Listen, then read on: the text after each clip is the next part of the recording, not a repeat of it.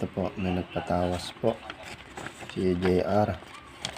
Lagi daw pong nilalagnat yung hapon. Nandito na rin sa tawas. Taga Isabela po.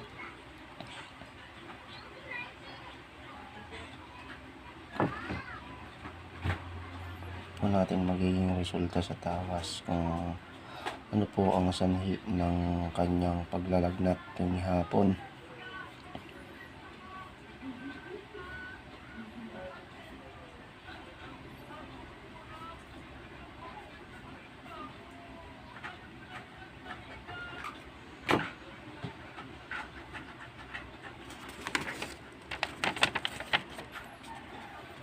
Ito.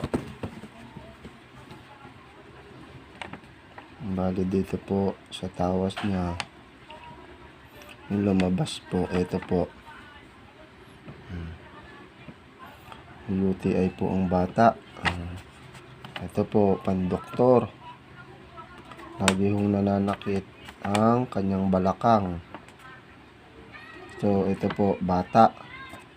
Nalabas po, ito po talagang resulta ng mga may UTI. So, matik pong sumasakit ang balakang natin pag tayo ay may UTI. Pagdating sa bata, normal po.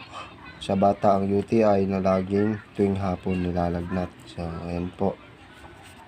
UTI po ang bata.